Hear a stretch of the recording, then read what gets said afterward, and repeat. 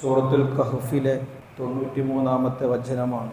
അതിൽ ദുൽഖർനൈനുമായി ബന്ധപ്പെട്ടുകൊണ്ടുള്ള ഒരു 4000 വർഷം മുമ്പുള്ള ഒരു കഥ വിശുദ്ധ ഖുർആൻ പറഞ്ഞു വെക്കുന്നതാണ്.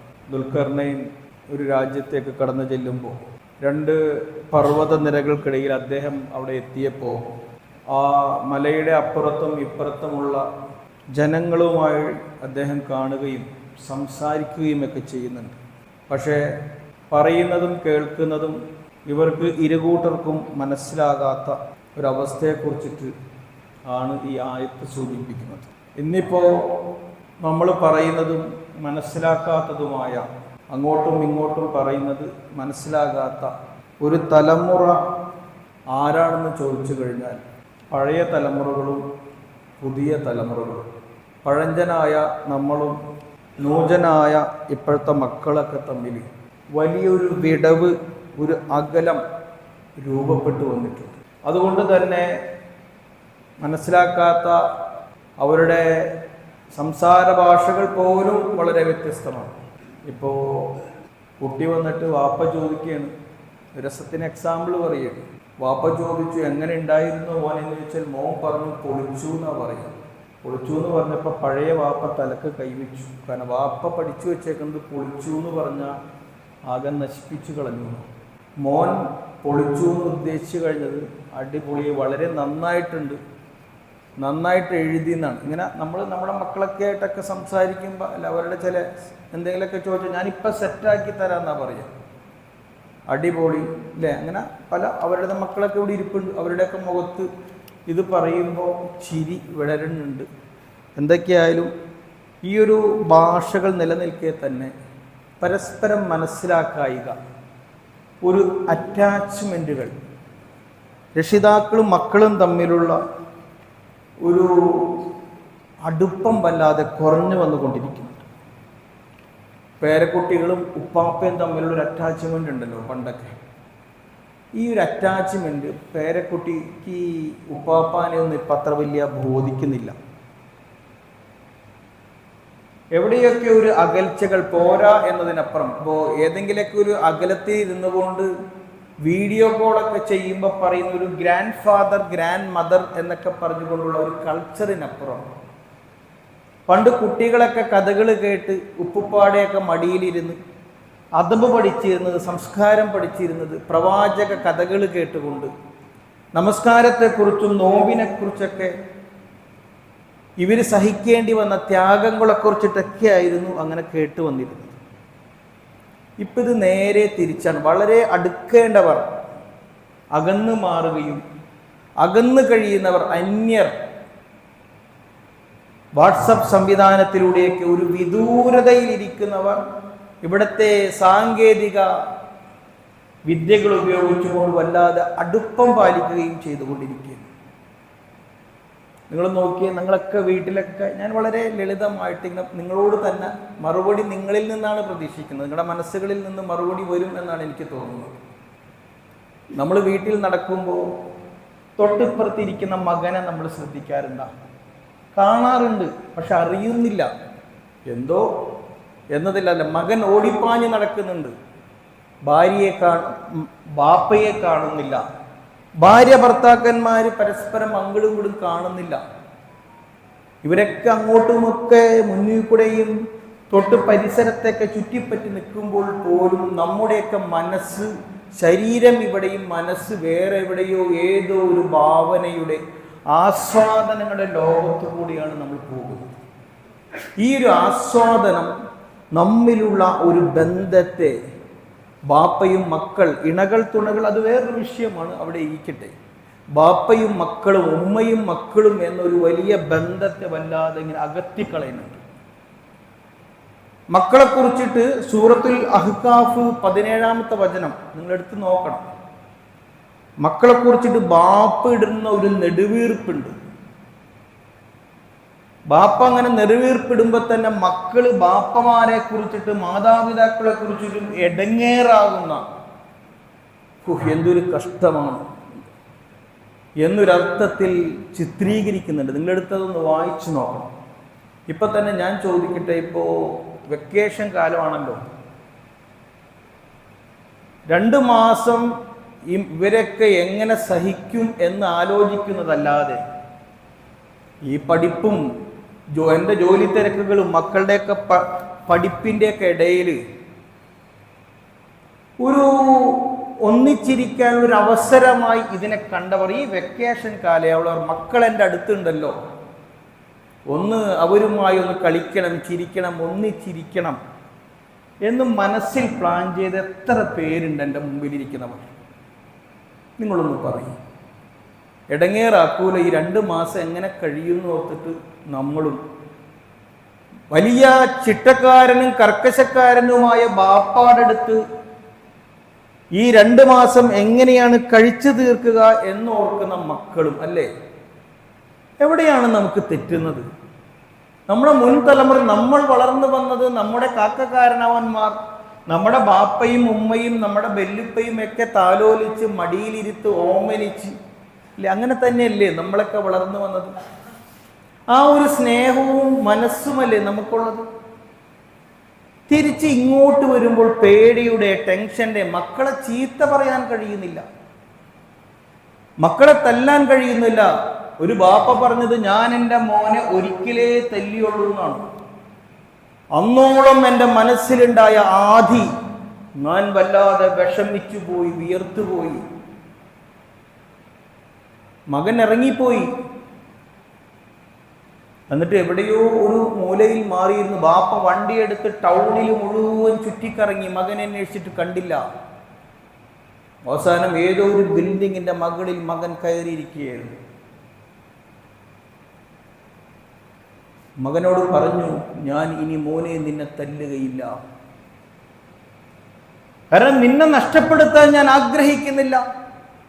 ഇങ്ങനത്തെ ഒരു കോംപ്രമൈസിലേക്ക്, ഒരു അഡ്ജസ്റ്റ്മെന്റിലേക്ക് മാറുന്നൊരു ജീവിത സാഹചര്യത്തിലേക്ക് നമ്മൾ മാറുന്നുണ്ടോ?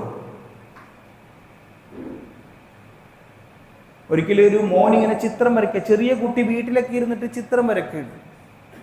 ചിത്രം വരച്ചപ്പോ ബാപ്പ ചോദിച്ചു, ഇതിൽ എവിടെയാണ് എൻ്റെ മുറി? ഒരു വീടാണ് വരച്ചത്, ഇതിൽ എവിടെയാണ് എൻ്റെ മുറി? മകൻ തിരിച്ചു ചോദിച്ചു, നമ്മുടെ ഈ വീട്ടിൽ വാപ്പാക്ക് വീടുണ്ട്, അല്ല വാപ്പാക്ക് മുറിയുണ്ട്, എനിക്ക് മുറിയുണ്ട്, വാപ്പയുടെ മുറി എവിടെ? നിങ്ങൾ മറുപടി പറയും. നിങ്ങളാണ് ഇതിൻ്റെ ഉത്തരം പറയേണ്ടത്. നമ്മൾ മക്കളിൽ നിന്ന് വല്ലാതെ പ്രതീക്ഷിക്കുകയും നമ്മളിൽ നിന്ന് തന്നെ അതിന് ഘടകവിരുദ്ധമായി മറ്റൊന്ന് സംഭവിക്കുകയും ചെയ്യുമ്പോൾ നമ്മുടെ മക്കൾ എങ്ങനെ നമ്മൾക്ക് അനുകൂലമായിട്ട് മാറും? നമുക്ക് ചെയ്യാൻ കഴിയാത്തതൊന്നും നമ്മുടെ മക്കളെ നമ്മൾ ലാ തൻഹ അൻ ഖുൽഖിൻ വതഅതി മിസ്ലഹു വാറൻ അലൈക ഇദാ ഫഅൽത അളീമുൻ. ഒരു പ്രവൃത്തി നമ്മൾ മറ്റുള്ളവരിൽ നിന്ന്, മകനാകട്ടെ ആരുമാകട്ടെ, നമ്മൾ അവരിൽ നിന്ന് പ്രതീക്ഷിക്കുമ്പോൾ നമ്മളത് തടയുകയും വിലക്കുകയും ചെയ്യുന്നു. അതേസമയം അങ്ങനെയൊന്ന് നമ്മളിൽ കാണാതിരിക്കുകയും അതിന് ഘടക വിരുദ്ധമായി മാറുകയും ചെയ്താൽ അതിനോളം വലിയ മോശപ്പെട്ട ചെയ്തി വേറെ ഇല്ലാതാം. ഈ അടുത്തിടെ ഒരു ഉദാഹരണം കൂടെ പറഞ്ഞിട്ട് വിഷയത്തിൻ്റെ മറ്റൊരു വശത്തിലേക്ക് വരാം. ഈ അടുത്തിടെ ഇപ്പം റീൽസിൻ്റെ കാലമാണല്ലോ, നമ്മൾ റീൽസിലും മക്കളും ഒക്കെ റീൽസിലും. ഒരു പുതിയ റീൽസ്, ഒരു മോനിട്ടേക്കണ റീൽസാണ്, 2-3 വരി പാട്ടാണ്. അതെങ്ങനെയാണെന്നറിയോ? മാതാപിതാക്കളെ മാപ്പ്, വഴി തെറ്റാനും അവകാശം, ഉന്നം മറന്ന പോക്ക്, ഇനി അങ്ങോട്ട് തന്നിഷ്ടക്കൂത്ത്, ഗുണപാഠങ്ങളെ മതിയാക്ക്. എങ്ങനെയുണ്ട്? നമ്മൾ വലിയ സ്വപ്നം കണ്ട്, സ്വർഗം കണ്ട് നമ്മൾ വളർത്തിക്കൊണ്ടുവരുന്ന മക്കൾ നാളെ നമ്മളോടൊന്നിച്ച് സ്വർഗത്തിൽ അവരുണ്ടാകണമെന്ന് ആഗ്രഹിക്കുന്ന മക്കൾ, നിങ്ങളോടിത് മതിയാക്ക്, ഗുണദോഷങ്ങൾ മതിയാക്ക്, നിങ്ങൾ ഞങ്ങളുടെ ഇഷ്ടത്തിന് പോകുന്നിടത്ത് നിങ്ങൾ ക്ഷമിക്ക്, നിങ്ങൾ മാപ്പാക്ക്, ഞങ്ങളെ നിങ്ങളുടെ വഴിയിൽ കിട്ടുകയില്ല എന്നിടത്തേക്ക്, വഴിതെറ്റിപ്പോകാൻ ഞങ്ങൾക്ക് അവകാശമുണ്ട് എന്നിടത്തേക്ക്, ഞങ്ങളെ ഈ പോക്കിലേക്ക് നിങ്ങൾ ഇടപെടേണ്ടതില്ല എന്നിടത്തേക്ക്. ഇവിടെ പഠിച്ചുകൊണ്ടിരിക്കുന്ന ഇസ്ലാം വിരുദ്ധമായൊരു ലിബറൽ കൾച്ചർ, ഒരു സംസ്കാരം, പരസ്പരമുള്ള വേർതിരിവുകൾ, വാപ്പയും ഉമ്മയും ഉമ്മയും മകനും തമ്മിലുള്ള, സഹോദരി സഹോദരന്മാർ തമ്മിലുള്ള, ആണ് പെണ്ണുകൾ തമ്മിലുള്ള പരസ്പരം വേർതിരിഞ്ഞു കൊണ്ടുകൊണ്ടുള്ള ഒരു പോക്ക്, ഒരു വഴിവിട്ട പോക്ക്, ഇവിടത്തെ ജീവിതമായ ഭൗതികമായ സാഹചര്യങ്ങൾ, ഇസ്ലാം വിരുദ്ധ സംസ്കാരം നമ്മുടെ മക്കളെ വല്ലാതെ സ്വാധീനിച്ചു കൊണ്ടിരിക്കെ, യാ അയ്യുഹല്ലദീന ആമനൂ ഇന്ന മിൻ അസ്വാജിക്കും വ ഔലാദിക്കും അദുവ്വുൻ ലക്കും ഫഹ്ദറൂഹും. നമ്മുടെ മക്കളും ഇണതണുകളൊക്കെ നമുക്ക് ശത്രുക്കളായി മാറുകയാണ്. എങ്ങനെയാണ് ഭാര്യ ശത്രുക്കളാകുന്നത്? ഭാര്യ ഭർത്താവ് തമ്മിലുള്ള ബന്ധങ്ങൾ അത് വേറൊരു വശം. മക്കളുടെ വിഷയത്തിൽ ഭാര്യ എങ്ങനെയാണ് നമുക്ക് ശത്രുക്കളാകുന്നത്? ഉമ്മയാണ് പലപ്പോഴും മകന്റെ ഓരോ കാര്യങ്ങൾക്കും ബാപ്പയോട് വന്നിട്ട് ആനുകൂല്യങ്ങൾ ചോദിക്കുന്നത്, ഇളവുകൾ ചോദിക്കുന്നത്, അതിനെ ന്യായീകരിക്കുന്നത്. അവസാനം കൈവിട്ടു പോകുമ്പോൾ എന്താ സംഭവിക്കുന്നത്? ഇന്ന മിൻ അസ്വാജിക്കും വ ഔലാദിക്കും അദുവ്വുൻ ലക്കും. അവര് നമ്മുടെ ശത്രുക്കളായിട്ട് മാറുകയാണ്. അതുകൊണ്ട് ഫഹ്ദറൂഹും, നിങ്ങൾക്കൊരു നമ്മുടെ ജീവിതത്തിൽ ഒരു കരുതിവെപ്പ് വേണം, ഒരു മൂല്യം. നമ്മുടെ ജീവിതത്തെക്കുറിച്ച്, നമ്മുടെ ഇസ്ലാമിയത്തിനെ കുറിച്ച്, നമ്മുടെ അദബിനെ കുറിച്ച്, നമ്മുടെ സംസ്കാരത്തെ കുറിച്ച് ഒരു കൃത്യമായ ബോധം. ഇന്നമാ അംവാലുക്കും ഔലാദുക്കും ഫിത്ന. നമ്മുടെ ധനവും നമ്മുടെ മക്കളും നമ്മൾക്ക് വലിയ പരീക്ഷണമായി മാറുന്ന ഒരു അവസ്ഥയിലേക്ക് നമ്മൾ മാറുമെന്ന് നമ്മൾ കൃത്യമായിട്ട് നമ്മൾ തിരിച്ചറിയണം. നമ്മളൊരു പ്ലാൻ ഉണ്ടാക്കണം. അല്ല, ബാപ്പമാരിപ്പോ നിങ്ങൾ നോക്കുക, ബാപ്പമാര് മക്കൾ എന്തെങ്കിലുമൊക്കെ വന്ന് പറയുമ്പോഴേക്ക് ഇപ്പൊ പറ്റില്ല, ഇപ്പൊ ഭയങ്കര വാപ്പമാര് എപ്പോഴും ബിസി ടൈമാണ് വാപ്പമാര്, അല്ലേ?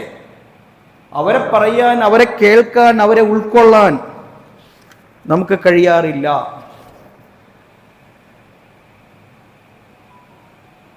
കുറച്ചങ്ങോട്ട് കഴിയുമ്പോൾ ഈ തിരക്ക് ഇതൊക്കെ കഴിഞ്ഞിട്ട് നമ്മൾ വെറുതെ ഇരിക്കുന്ന ഒരു സമയം വരാൻ പോകുന്നുണ്ട്. അപ്പൊ നമ്മൾ പറയും, മോനെ ദേ നമുക്ക് അവിടം വരെ ഒന്ന് പോയിട്ട് വരാം. ബാപ്പാനോട് മോൻ പറയും, വാച്ചി മക്കൾ. നിങ്ങൾ ശ്രദ്ധിച്ചിട്ടുണ്ടോ, കുട്ടികളുടെ ആക്ഷനിൽ വരെ നമ്മളെന്തെങ്കിലും പറയുമ്പോൾ ഒന്ന് തല ചൊറിഞ്ഞു, അല്ലെങ്കിൽ ഒന്ന് വാച്ച് നോക്കി, പെട്ടെന്നൊന്ന് നോക്കി, എന്തോ ഒരു വലിയ തിരക്ക്, വേറെ എന്തോ ഒരു ഭാരം തലയിൽ വെച്ച മാതിരിയാണ് മക്കൾ സംസാരിക്കുക. ഇപ്പൊ പറ്റൂലല്ലോ, ഇപ്പൊ തന്നെ പോകണോ അപ്പ, കുറച്ച് കഴിഞ്ഞിട്ട് പോരെ, ഞാനൊരു വേറൊരാളെ ഏൽപ്പിച്ചു തരാം, അല്ലെ? അങ്ങനെയല്ലേ സംഭവിക്കുന്നത്? അവസാനം ഒരു ഡ്രൈവറെയോ ഒരു സെർവൻറ്റിനെയോ വേറെ ആരെങ്കിലും സഹായിനെയും കൂട്ടിയിട്ട് എന്ത് ചെയ്യും? ഈ മക്കൾ നമ്മൾ ഒഴിവാക്കുന്ന ഒരു അവസ്ഥ വരുന്നതിന് മുമ്പ് നമ്മൾ അവരെ ഉൾക്കൊള്ളാൻ, പരസ്പരം ചിരിക്കാൻ, കളിക്കാൻ, വീട്ടിലെ വലിയ കർക്കശ നിസ്കാരത്തെക്കുറിച്ചും നോമ്പിനെക്കുറിച്ചും ഖുർആനോത്തിനെയൊക്കെ കർക്കശ സ്വഭാവം ഉള്ളതോടെ ഭയങ്കര കർക്കശമാണ്. പക്ഷെ നമ്മൾ വിചാരിക്കുന്നിടത്തേക്ക് മക്കൾ വരാത്തത് അവരുടെ ആ മനസ്സിനെ കയ്യിലെടുക്കാൻ നമുക്ക് കഴിയുന്നില്ല എന്നുള്ളതാണ്. അവരുടെ ഒപ്പം ഒന്ന് ചിരിക്കാൻ, കളിക്കാൻ, അവരെ കേൾക്കാൻ, അവരൊന്ന് താലോലിച്ചു കൊണ്ടൊന്ന് പുറത്തേക്ക് കൊണ്ടുപോകും. ഇതൊക്കെ നമ്മുടെ ഇസ്ലാമികമായ ജീവിതത്തിന്റെ ഭാഗമാണ്. പ്രത്യേകം പ്ലാനിങ് എന്ന ഹത്തീബ് സാഹിബ് പറയട്ടെ, നമ്മുടെ മക്കളോട് നമ്മൾ എങ്ങനെ പെരുമാറണം, ഇതൊന്നും ഞാൻ പറയണില്ല. നമ്മൾ സ്വയം നമ്മുടെ വീടിന്റെ സാഹചര്യങ്ങൾ വെച്ചുകൊണ്ട്, തിരക്ക് പിടിച്ച എൻ്റെ ഈ സമയങ്ങളെപ്പോലും മാറ്റിവെച്ചുകൊണ്ട് എൻ്റെ കുടുംബവുമായി ഒന്ന് ചേർന്നിരിക്കാൻ, ഒന്ന് ചിരിക്കാൻ, മക്കളെ നോക്കിയിട്ട് ബാപ്പിന്ന് എൻ്റെ നോക്കി ചിരിച്ചിട്ടുണ്ടല്ലോ എന്ന് പറയാം, ഒന്ന് പുറത്ത് തട്ടിയിട്ട് പുറത്തു പോകാന്ന് പറയാം. വല്ലപ്പോഴൊക്കെ കഴിയുന്നുണ്ടെങ്കിൽ ഒന്ന് പുറത്തു പോയി ഭക്ഷണം കഴിക്കാം. അതൊന്നും ഞാൻ പറയണ്ടേ, നിങ്ങൾക്കറിയാം. കൃത്യമായ ഒരു പ്ലാൻ നമ്മുടെ ജീവിതത്തിൽ ഉണ്ടാക്കണം. ഇത് ലഭിക്കാതെ വരുമ്പോഴാണ് ഇത് തേടിയിട്ട് മക്കൾ വേറെ വഴിക്ക് പോവുകയാണ് ചെയ്യുന്നത്. ഒരു കുട്ടിയെ സംബന്ധിച്ചിടത്തോളം ലാഇബുൻ ഇന്നക സബ്അൻ, അവന്റെ ആദ്യത്തെ 7 വയസ്സ് വരെ കുട്ടികളുമായി നമ്മൾ കളിക്കണം, ചിരിക്കണം. തിരക്കുകൾക്കിടയിൽ, കോപങ്ങൾക്കിടയിൽ അവരെ തട്ടിമാറ്റുന്നിടത്ത് അവരെ കളിക്കണം. റസൂൽ ആന കളിച്ചിട്ടാണ് ഇസ്ലാം പഠിപ്പിച്ചത്. കുട്ടികൾ അറിയൂ, റസൂൽ മക്കളെ ഒരു ഇസ്ലാമിക സംസ്കാരം പഠിപ്പിക്കുന്ന, ലോകത്തിന്റെ ഒരു പ്രവാചകൻ വിശുദ്ധ ഖുർആൻ ഇറങ്ങുന്ന വലിയ വലിയ ഉത്തരവാദിത്തങ്ങളുള്ള അള്ളാഹുവുമായിട്ട് മീറ്റ് ചെയ്യണം. ഖുർആൻ ഇറങ്ങാന്ന് പറഞ്ഞാൽ മനസ്സിലായില്ലേ? ഇടയ്ക്ക് ജിബ്രീൽ വരും, ഖുർആൻ വരും. അപ്പൊ ഖുർആനുമായി ബന്ധം, അതോടൊപ്പം നാട്ടുകാർ വരുന്നു, ചോദ്യങ്ങൾ വരുന്നു, നാട്ടിലെ പ്രശ്നങ്ങൾ, ജനങ്ങളെ ദീൻ പഠിപ്പിക്കുന്നു. അതിൻ്റെ ഇടയിൽ നിസ്കാരങ്ങൾ, നിയമങ്ങൾ, അത് എന്തൊക്കെ തിരക്കിൻ്റെ ഇടയിൽ റസൂല് നോക്കുമ്പോൾ കുട്ടീനെ വെച്ചിട്ട് ആന കളിക്കും. നമുക്ക് ചിന്തിക്കാൻ പറ്റുമോ അങ്ങനെ? റസൂല് ദീൻ പഠിപ്പിച്ചത് കുട്ടികളെ ആന കളിച്ചിട്ടുണ്ട്. ബാക്കിയോ തുടർന്ന് അങ്ങോട്ടുള്ള 7 വയസ്സ് നമ്മൾ കുട്ടിയെ എന്താക്കണം? അദബ് പഠിപ്പിക്കണം.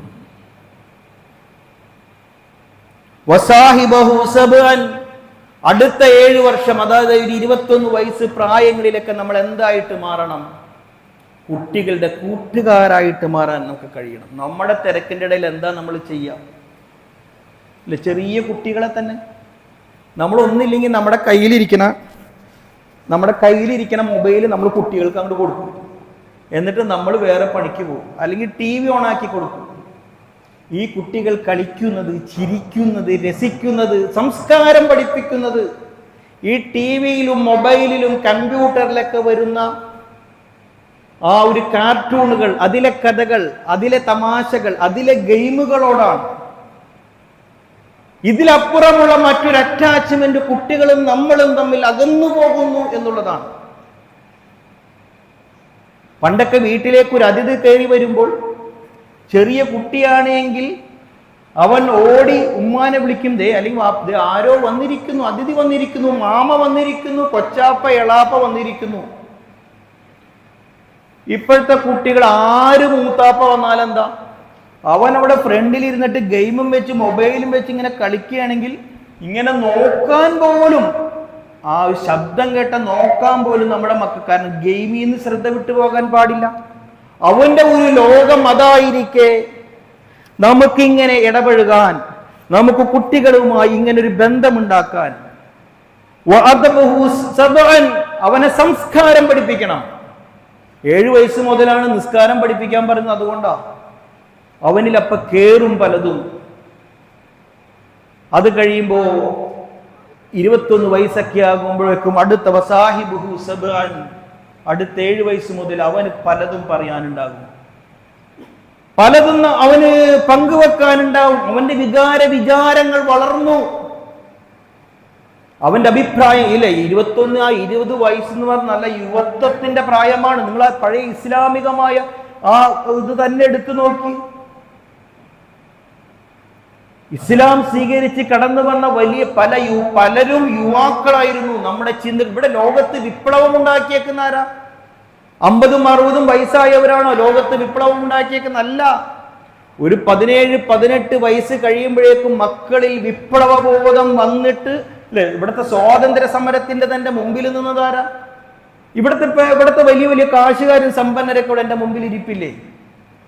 നിങ്ങൾ എന്ന് തുടങ്ങിയാ സമ്പാദിക്കാൻ തുടങ്ങിയ? നിങ്ങൾ ഒരു 17-20 വയസ്സ് മുതൽ നിങ്ങൾ സമ്പാദിക്കാൻ തുടങ്ങി.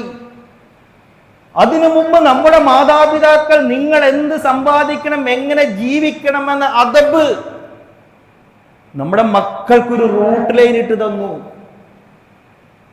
ഇപ്പോഴത്തെ 20-21 വയസ്സ് കണ്ട മക്കളുടെ ജീവിതം എന്ന് അടിച്ചു പൊളിക്കണമെന്നല്ലാതെ, കാശുള്ള ബാപ്പയും ഉമ്മയും ഒക്കെയാണെങ്കിൽ അവരിൽ നിന്ന് കാശ് വാങ്ങുക, കാശെടുക്കുക, അടിച്ചു പൊളിക്കുക എന്നതിനപ്പുറം എൻ്റെ ഒരു ഭാവിയെ കരുപ്പിടിപ്പിക്കണമെന്ന ബോധം നമ്മുടെ മക്കൾക്കില്ല. അവരെ കേൾക്കാൻ, ഉൾക്കൊള്ളാൻ, പറഞ്ഞു കൊടുക്കാൻ, ആ നല്ലൊരു സമയത്തെ ഉപയോഗപ്പെടുത്താൻ യുവത്വം എന്ന് പറയുന്നത് ഇൻഷാ അല്ലാഹ് പിന്നീട് ഇസ്ലാമിൽ അതുമായി ബന്ധപ്പെട്ട് കാഴ്ചപ്പാടുകൾ വേറെ വിശദീകരിക്കേണ്ടതുണ്ട്. സൂറത്തുൽ കഹ്ഫിൽ തന്നെ ഇന്നഹും ഫിത്യത്തുൻ ആമനു ബിറബ്ബിഹിം വസിദ്നാഹും ഹുദാ നമ്മൾ ഓതുന്നവരല്ലേ, ആ ഭാഗം ഒന്ന് വിശദീകരിക്കാൻ ആഗ്രഹിക്കുന്നുണ്ട്. എന്തായാലും ആ ഒരു പ്രായത്തെ നമ്മൾ മാറ്റി നിർത്താൻ പാടില്ല. ഒരുപാട് അഭിപ്രായങ്ങൾ വരും. അപ്പൊ നമ്മുടെ ഒരു ഈഗോ ഉണ്ടല്ലോ, ഈ വാപ്പമാര് ശ്രദ്ധിക്കണോണം. നമ്മൾക്കൊരു ഈഗോ ഉണ്ട്. മക്കളൊക്കെ വല്ല അഭിപ്രായം പറഞ്ഞു വരുമ്പോ എന്താ നമ്മൾ പറയാ? നീ എൻ്റെ ബാപ്പ ആവണ്ടെന്ന് പറയാം. എനിക്കറിയാം, ഞാൻ കുറെ നാളായി. അല്ല, അങ്ങനെയല്ലേ നമ്മളൊക്കെ പറയാ? അങ്ങനെയല്ല. നമ്മുടെ ഒരു 40-50 വയസ്സാകുമ്പോഴേക്കും പലതും നമ്മളിൽ ക്ഷയിക്കുകയും അനാരോഗ്യം കടന്നു വരികയും ചെയ്യുന്ന സമയത്ത് തളിർത്ത് മുളച്ചു വരുന്ന പ്രായത്തെ മാനിക്കാൻ, അവരെ കേൾക്കാൻ, അവരുടെ കൂട്ടുകാരായിട്ട് മാറാൻ നമുക്ക് കഴിയേണ്ടതുണ്ട്. ഇബാദുർ റഹ്മാൻ സൂറത്തുൽ ഫുർഖാൻ, അതിൽ ഇബാദുർ റഹ്മാന്റെ ഒരു സവിശേഷതയുണ്ട്. ഇബാദുർ റഹ്മാനില്ലദിനി യംശൂന ഫിൽ അർള് എന്നൊക്കെ പറഞ്ഞിട്ട് ഒരു 10-14 സവിശേഷത, ഒരു വിശ്വാസിക്ക് ഉണ്ടാകേണ്ടുന്ന 10-14 സവിശേഷത പഠിപ്പിക്കുന്നുണ്ട്. അതിലൊന്ന് വിശ്വാസിയുടെ സവിശേഷത എന്താണെന്നറിയോ? വല്ലദീന യഖൂലൂന റബ്ബനാ ഹബ് ലനാ മിൻ അസ്വാജിനാ വദുർരിയാതിനാ ഖുർറത അയ്യുനിൻ വജഅൽനാ ലിൽ മുത്തഖീന ഇമാമാ. വിശ്വാസിയുടെ സവിശേഷതയാണ് അവർ പ്രാർത്ഥിക്കുന്നവരായിരിക്കും, റബ്ബിനോട് പ്രാർത്ഥിക്കുന്നവരാണ്. റബ്ബനാ ഹബ് ലനാ മിൻ അസ്വാജിനാ വദുർരിയാതിനാ ഖുർറത അയ്യുനിൻ, എൻ്റെ ഇണകളിൽ നിന്ന്, എൻ്റെ മക്കളിൽ നിന്ന്, സന്താനങ്ങളിൽ നിന്ന് റബ്ബേ നീ എനിക്ക് കൺകുളിർമയേകണമേ എന്ന് പ്രാർത്ഥിക്കുന്നവരായിരിക്കും ആര്? വിശ്വാസികൾ. നമുക്കങ്ങനെ പ്രാർത്ഥിക്കാൻ കഴിയാറുണ്ടോ? പ്രാർത്ഥിക്കുന്നിടത്ത് അതിന്റെ ഉത്തരം നമുക്ക് ലഭിക്കുന്നുണ്ടോ? വജഅൽനാ ലിൽ മുത്തഖീന ഇമാമാ, അവരെ നേതാക്കളാക്കണമെന്ന, ലോകത്തെ വഴി നടത്തുന്ന മാർഗദർശികളാക്കിക്കൊണ്ട് അവരെ മാറ്റണമേ എന്നത്, എൻ്റെ മക്കളെ, നമ്മുടെ മക്കളെ മാറ്റണമേ എന്നത് ഒരു വിശ്വാസിയുടെ പ്രാർത്ഥനയാണ്. നമുക്കതിന് കഴിയണം. അതിന് മക്കൾ നമ്മളെ അംഗീകരിക്കണം. ബാപ്പയെ കാണുമ്പോൾ മാറിപ്പോകുന്നിടത്തേക്ക് ബാപ്പ വരുന്നു എന്ന് കേൾക്കുമ്പോഴേക്ക് വാതിൽ പടിയിൽ ഒളിച്ചു നിൽക്കുന്ന ഒരു കാലഘട്ടത്തിൽ, ഓ വാപ്പ വന്നോ, ഇന്ന് നേരത്തെ എത്തിയോ, ഇന്നൊന്നും നടക്കൂല എന്നാ നമ്മൾ പറയാം. ഓ നേരത്തെ വന്നു. ഭാര്യയും അങ്ങനെ തന്നെയാണ്. ബാപ്പ വന്നിട്ട അല്ലെ, അങ്ങനെയല്ലേ പറയും, ബാപ്പ വന്നിട്ട, വേഗം വേഗം. എന്താണ് വാപ്പ എന്ന് പറഞ്ഞൊരു ഭീകര സാധനം കടന്നു വരുന്ന മാതിരിയാണ്. ഇനി ഇരിക്കട്ടെ, ഈ ബാപ്പ ആരാണ്? നാട്ടിലെ വലിയ തമാശക്കാരനാണ്. നാട്ടിൽ ചുറ്റുവട്ടത്തിരുന്ന് ഇങ്ങനെ കടത്തിണ്ണയിലിരുന്ന് തമാശ പറഞ്ഞ് നാട്ടുകാർ ഈ മൂപ്പരെ കാത്തു നിൽക്കും. മൂപ്പര് വന്നില്ലല്ലോ, തമാശ കേട്ടില്ലല്ലോ, വർത്താനം കേട്ടില്ലല്ലോ. ഈ വാപ്പയാണ് വീട്ടിലേക്ക് കടന്നു വരുമ്പോ പേടി സ്വപ്നമായിട്ട് മാറുന്നത്. നാട്ടിൽ കഴിയുന്നത് വീട്ടിൽ കഴിയാതിരിക്കുന്ന എന്തൊരു ദുരന്തമാണ് സഹോദരന്മാരെ. ഇത് പുറത്ത് ഉള്ള ആൾക്കാരോടല്ലാട്ടോ പറയണം, ഞാൻ എന്നോടാണ് പറയുന്നത്. നിങ്ങളിൽ ഓരോരുത്തരോടുമാണ് പറയുന്നത്. നമ്മളിപ്പോ ഹജ്ജിന്റെ സമയത്തിലാണ്. ഏതാനും ദിവസത്തിനുള്ളിൽ ഹജ്ജ് നടക്കാൻ പോവുകയാണ്. എന്താണ് ഹജ്ജിന്റെ അനുസ്മരണം എന്ന് പറയുന്നത്? ഒരു റോൾ മോഡലായ ഒരു പിതാവിന്റെ ചരിത്രമാണ്. ഒരു ബാപ്പയുടെ, ഒരു ഉമ്മയുടെ, ഒരു മകന്റെ ചിത്രം. എങ്ങനെ ഒരു കൺകുളിർമയുള്ള ഒരു കുടുംബം എങ്ങനെ സംവിധാനിക്കാം? അല്ലെ, നമ്മള് കൺകുളിർമകളൊക്കെ കുടുംബ സിനിമകളിലൊക്കെ പോയിരുന്നിട്ടാണ് കുടുംബ സംവിധാനങ്ങളെ കുറിച്ചിട്ട് പോയി അവരുടെ പോലും അതിൽ അഭിനയിച്ച കുടുംബ നായകന്മാർ പോലും അവർ തകർന്നടിഞ്ഞ ജീവിതത്തിലൂടെയാണ് പോയിക്കൊണ്ടിരിക്കുന്നത്. നമ്മുടെ റോൾ മോഡൽ, നമ്മുടെയൊക്കെ റോൾ മോഡൽ ആരാ? നമ്മുടെ മക്കളുടെ റോൾ മോഡൽ ആരാ? ഇവിടത്തെ പുറത്തെ പലരുമാണ്. വലിയ സിനിമാ നടന്മാരോ കളിക്കാരോ ആരുമാകട്ടെ, ഒരു വിശ്വാസിയെ സംബന്ധിച്ച് ഒരു മകന്റെ റോൾ മോഡൽ പിതാവായി മാറി എന്നതാണ് ഹജ്ജ് നമ്മളെ പഠിപ്പിച്ചത്. ഒരു ഭാര്യയുടെ റോൾ ഭർത്താവായി മാറി എന്നത്. ഒരു ഭർത്താവിനെ സംബന്ധിച്ചിടത്തോളം കൺകുളിർമയുള്ള ഭാര്യയും മകനും ഇതാ ലോകമെന്നും ഓർക്കുമാറുള്ള ഒരു കുടുംബ ചിത്രം 4000 വർഷങ്ങളായി നമ്മൾ ഓർത്തുകൊണ്ടിരിക്കുന്നുവെങ്കിൽ അതിന്റെ അനുസ്മരണത്തിലേക്ക് വരുമ്പോൾ ആ ഇബ്രാഹിം ഈ പാത പിൻപറ്റുന്ന നമ്മളെ സംബന്ധിച്ചിടത്തോളം നമ്മുടെ കുടുംബത്തിന്റെ റോൾ മോഡലാകാൻ, നമുക്ക് കൺകുളർക്കാൻ, മക്കളെയും ഇണകളെയും നോക്കിക്കൊണ്ട് കൺകുളർക്കാൻ ഒരു ദീനീ ബോധം, അതിൻ്റെ ആ ഒരു സന്തുലിതത്വം പാലിച്ചുകൊണ്ട് നമുക്കുണ്ടാക്കിയെടുക്കാൻ കഴിയണം. തലമുറകളിൽ നിന്നും തലമുറകളിലേക്ക് പകർന്നു വരാൻ, തലമുറകൾ അകന്നുകൊണ്ടിരിക്കുന്നിടത്ത് ഒരു തുരുത്തുകളിൽ നിന്ന്, തുരുത്തുണ്ടല്ലോ, ചെറിയ തുരുത്തിൽ നിന്ന് ഇപ്പൊ വലിയൊരു സ്ഥലത്തേക്ക് കടന്നു വരാൻ വേണ്ടിയിട്ട് സംവിധാനങ്ങളുണ്ടല്ലോ. ഇവിടെ ഒരു ജനറേഷൻ ഗ്യാപ്പാണ് നമുക്കുണ്ടാകുന്നത്. ഇവിടെ ജനറേഷൻ ഗ്യാപ്പ് അല്ല വേണ്ടത്, ഒരു ജനറേഷൻ ബ്രിഡ്ജ്. അങ്ങോട്ടും ഇങ്ങോട്ടും കടന്നു വരാൻ, മക്കളിലേക്ക് ഇങ്ങോട്ട് കടന്നു വരാൻ, നമുക്ക് മക്കളുടെ അടുത്തേക്ക് കടന്നു ചെല്ലാൻ അങ്ങനെ കഴിയുന്നില്ല, ചോദിക്കാൻ കഴിയുന്നില്ല ബാപ്പാടെ അടുത്ത്. ബാപ്പാക്ക് മക്കളമാരെ ചോദ്യം ചെയ്യാൻ കഴിയില്ല. 100 മറുചോദ്യം ഇങ്ങോട്ട് ചോദിക്കും. ഇങ്ങനെ പരസ്പരം ഒരു ബന്ധമുണ്ടാക്കാൻ, ഒരു ജനറേഷൻ റിലേഷൻ ഉണ്ടാക്കിയെടുക്കുവാൻ നമുക്ക് സാധ്യമാകേണ്ടതുണ്ട്. ഇതല്ലെങ്കിൽ നമ്മൾ പരാജയപ്പെട്ടു പോകും. നമ്മളൊക്കെ മരിച്ച് നമ്മൾ സ്വത്തൊക്കെ ഇങ്ങനെ ഭാഗം വെച്ച് നമ്മൾ പോകുമ്പോൾ സ്വത്തുവകകൾ മാത്രമല്ല, നമ്മൾ ഉയർത്തിപ്പിടിച്ച സംസ്കാരം, ദീനുൽ ഇസ്ലാം, ഇസ്ലാമിയത്ത് കൂടി പകർന്നു കൊടുത്തിട്ടാണോ അല്ല അതവർ ഏറ്റെടുത്തിട്ടുണ്ടോ എന്ന് കൂടി ഉറപ്പുവരുത്താൻ നമുക്ക് കഴിയണം. ഇതല്ലെങ്കിൽ നമ്മൾ പരാജയതരായിരിക്കും കേട്ടോ സഹോദരന്മാരെ. അം കുൻതും ശുഹദാ ഇദ് ഹളറ യഅഖൂബൽ മൗത്ത് ഇദ് ഖാലത് ലിബനി. യഅഖൂബ് അലൈഹിസ്സലാം അദ്ദേഹം മരണപ്പെടാൻ നേരത്ത് മക്കളെയൊക്കെ വിളിച്ചിരുത്തിയിട്ട് ഇങ്ങനെ ചോദിക്കുകയാണ്, മാ തഅബുദൂന മിൻ ബഅദി, എനിക്ക് ശേഷം നിങ്ങൾ ആർക്കാണ് വഴിപ്പെടുക?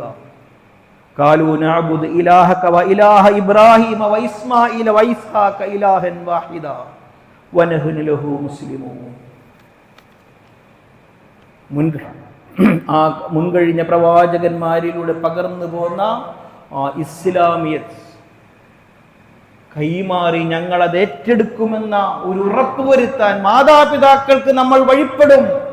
മാതാപിതാക്കളുടെ ജീവിത ആദർശം ഞങ്ങൾ ഏറ്റെടുക്കും. അവരുടെ മുതല് മാത്രമല്ല, അവരുടെ വലിയ വലിയ ഇതുണ്ടല്ലോ, പത്രാസ് സംസ്കാരം, വലിയ ആളുകളാണെന്നുള്ള ഗോത്രമഹിമയുണ്ടല്ലോ, അതുമാത്രമല്ല അവര് മിച്ചം വെച്ച അനന്തരം വെച്ച ദീനുൽ ഇസ്ലാം കൂടി ഞങ്ങൾ വനഹ്നു ലഹു മുസ്ലിമൂൻ, ഞങ്ങൾ അത് ഏറ്റെടുക്കുമെന്ന് ഉറപ്പുവരുത്താൻ നമുക്ക് കഴിയേണ്ടതുണ്ട്.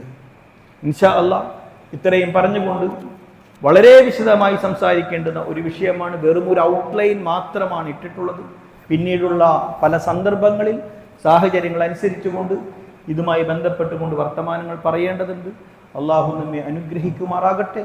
നമ്മൾ ആഗ്രഹിക്കുന്ന തരത്തിൽ നമ്മളെയും നമ്മുടെ കുടുംബത്തെയും നമ്മുടെ മക്കളെയും ഒക്കെ കൺകുളിർന്ന സന്താനങ്ങളാക്കി മാറ്റാൻ, ഈ നാടിന് ഉപകാരപ്പെടാൻ, ഇനിയിപ്പോൾ സ്കൂളൊക്കെ തുറന്ന് പുതിയ വിദ്യാഭ്യാസ മേഖലയിലൊക്കെ പ്രവേശിക്കുമ്പോൾ ഈ നാടിനും നമുക്കും സമൂഹത്തിനൊക്കെ ഗുണകരമാകുന്ന രീതിയിൽ വിദ്യാഭ്യാസം നേടാനും പഠിക്കാനും ഇവിടെ മാത്രമല്ല നാളെ പരലോകത്തും ഉപകാരപ്പെടുന്ന ഒരു സമൂഹത്തെ അള്ളാഹു നമ്മിലൂടെ സൃഷ്ടിക്കുമാറാകട്ടെ. നമ്മുടെ നിരന്തരമായ പ്രാർത്ഥനകൾ അതിനുണ്ടാകണം.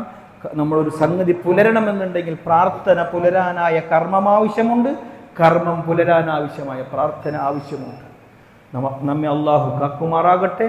പടച്ച തമ്പുരാനെ, ഞങ്ങൾ അനുഭവിച്ചു കൊണ്ടിരിക്കുന്ന എല്ലാ ഈ വെല്ലുവിളികളിൽ നിന്ന്, ഈ പ്രതിസന്ധികളിൽ നിന്ന്, ഈ ഒരു നിസ്സഹായ അവസ്ഥയിൽ നിന്ന് തമ്പുരാനെ നീ ഞങ്ങളെ കാക്കണമേ. തമ്പുരാനെ, നമ്മൾ അനുഭവിച്ചു കൊണ്ടിരിക്കുന്ന എല്ലാ പ്രയാസങ്ങളിൽ നിന്നും അള്ളാഹു സുബ്ഹാനഹു വ തആല നമുക്ക് പരിഹാരമുണ്ടാക്കി പെരുമാറാകട്ടെ. ഇലക്ഷനൊക്കെ കഴിഞ്ഞു, ഒരു പുതിയ രാഷ്ട്രീയ സംവിധാനങ്ങളൊക്കെ രൂപപ്പെട്ടു വന്നിട്ടുണ്ട്. നല്ല ഭരണം കാഴ്ചവെക്കാൻ ഒരുപക്ഷെ അതവരുടെ രാഷ്ട്രീയ മികവുകൾക്കപ്പുറം നമ്മുടെ പ്രാർത്ഥനയുണ്ടാകണം. നല്ല ഭരണം ആര് ഭരിച്ചാലും നല്ല ഭരണം സ്വസ്ഥതയും സമാധാനവുമുള്ള നമ്മുടെ ദീനി ജീവിത സാഹചര്യത്തിന് അനുകൂലമായൊരു ഭരണം നമുക്ക് ലഭിക്കാൻ വേണ്ടി കരുണാവാരിധിയായ അള്ളാഹുവിനോട് നമ്മൾ പ്രാർത്ഥിക്കണം. അള്ളാഹു അനുഗ്രഹിക്കുമാറാകട്ടെ. വഅഖൂലു ഖൗലി ഹാദാ അസ്തഗ്ഫിറുല്ലാഹ ലി വലക്കും വസ്തഗ്ഫിറൂഹു ഇന്നഹു ഗഫൂറുർ റഹീം.